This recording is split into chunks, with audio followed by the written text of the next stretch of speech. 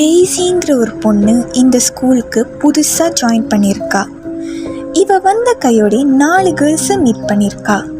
Lucy, Ruby, ஆனா and grace. இந்த 4 கேர்ள்ஸ்க்கும் டெய்ஸியை உடனே பிடிச்சி போச்சு. இவங்க 5 பேரும் திக் ஃப்ரெண்ட்ஸாக இருக்காங்க. கிளாஸ்லலாம் ஒன்றா தான் உட்காருவாங்க, ஒன்றா தான் அரட்டடிப்பாங்க. ஆனால் இந்த டெய்ஸிக்கு ஒரு பழக்கம் இருக்குது. இந்த பொண்ணு எப்போவுமே அவளோட போலரைட் கேமராவில் செல்ஃபி எடுத்துக்கிட்டே தான் இருப்பாள். என்ன தான் இந்த 5 பேரும் திக் ஃப்ரெண்ட்ஸாக இருந்தாலும் டெய்ஸியும் கிரேஸும் தான் ரொம்ப க்ளோஸ். இவங்க 2 பேரும் பெஸ்டீஸ். இவங்க 2 பேரும் தான் எப்போவுமே ஒன்றாவே இருப்பாங்க. ஒரு நாள் லஞ்ச் டைமில் கிரேஸ் டெய்ஸி கிட்டே கேட்டிருக்கா, டெய்ஸி நீ ஏன் எப்போவுமே இந்த போலரைட் கேமராவில் படம் பிடிச்சிக்கிட்டே இருக்க, என்ன காரணம்னு. அப்போ டெய்ஸி என்ன சொல்லியிருக்கானா, நான் ஏன் இதில் படம் பிடிக்கிறேன்னா அப்போ தான் இந்த உலகத்தில் நானும் இருக்கேன்றதுக்கு ஒரு ப்ரூஃப்காகன்னு. கிரேஸ் என்ன நினச்சிருக்கானா, இவ சும்மா நம்மக்கிட்ட நக்கல் பண்ணிக்கிட்டு இருக்கான்னு நினச்சிருக்கா. மறுநாள் காலையில் கிரேஸ் தூங்கி எழுந்ததுக்கப்புறம் அவளுக்கு ஒரு மெசேஜ் வந்திருக்கு டெய்ஸி கிட்டே இருந்து. அது என்ன மெசேஜ்னா, ஒருவேளை நான் காண போயிட்டேன்னா என்ன தேடாதேன்னு. இந்த மெசேஜ் பார்த்ததுக்கப்புறம் கிரேஸ்க்கு கொஞ்சம் லைட்டாக ஒரு மாதிரி பயமாயிருக்கு. ஆனால் அவள் எப்போவுமே டெய்ஸி ஜோக் பண்ணுற மாதிரி தான் ஜோக் பண்ணுறா போலன்னு அதில் எதுவும் யோசிக்காமல் எப்போது போல மாதிரி ஸ்கூலுக்கு கிளம்பி போயிருக்கா. ஸ்கூலுக்கு போன உடனே ஸ்கூலுக்கு டெய்ஸி வர கிடையாது.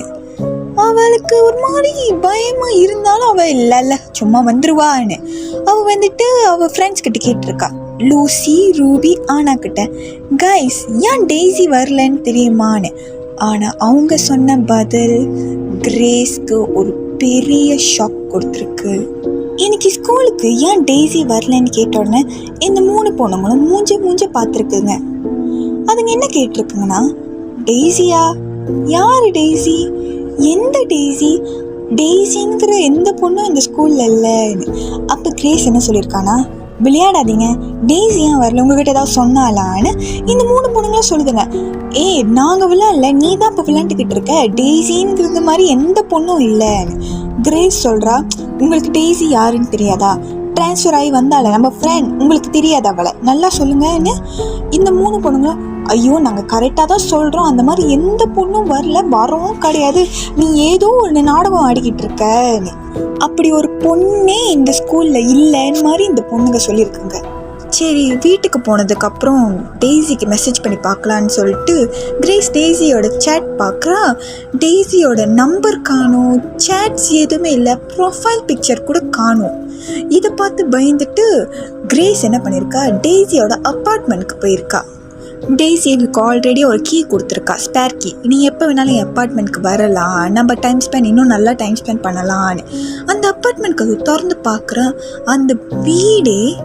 அந்த அப்பார்ட்மெண்ட் வீடே என்னமோ 10 வருஷமாக யூஸ் பண்ணாமல் கிடக்குமே, தூசி பிடிச்சி போய் அப்படி கிடக்குது அந்த அப்பார்ட்மெண்ட். என்னமோ ரொம்ப வருஷத்துக்கு மேலே பார்த்துக்காம போனால் ஒரு அப்பார்ட்மெண்ட் எப்படி இருக்கும், தூசி பிடிச்சி போய் அழுக்கா அந்த மாதிரி இருந்திருக்கு அந்த அப்பார்ட்மெண்ட்டே. அவள் நோட்டீஸ் பண்ணியிருக்கா, அங்கே ஒரு மேசை இருந்திருக்கு. அந்த மேசை மேலே ஒரு போலாராய்ட் பிரிண்டட் பிக்சர் இருந்திருக்கு. அது என்ன பிக்சர்னு அவள் எடுத்து அது பார்த்துருக்கா.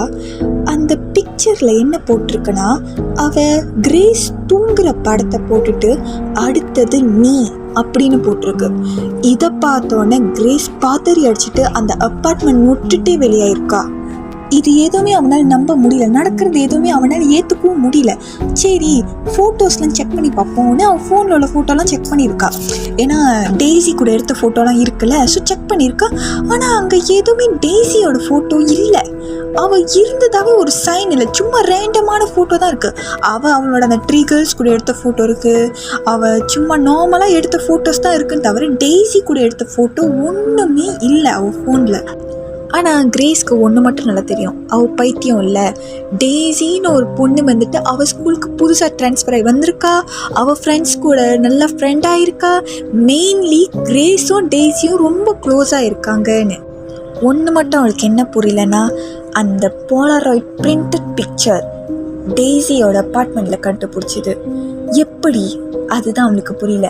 இன்னொன்று, ஏன் டெய்ஸியை யாருக்குமே தெரில, அவள் ஃப்ரெண்ட்ஸ்க்கு ஏன் அவளோட மெசேஜஸ் காணும், அவள் கூட எடுத்த ஃபோட்டோஸ் காணும், என்ன தான் ஆயிடுச்சு, என்ன தான் நடந்துச்சுன்னு புரியல.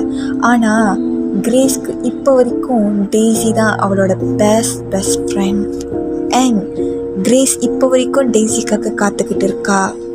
அவ்வளோதான் அந்த ஸ்டோரி. அடுத்த ஸ்டோரியோடு நான் வரேன். தேங்க்யூ. பாய் பாய்.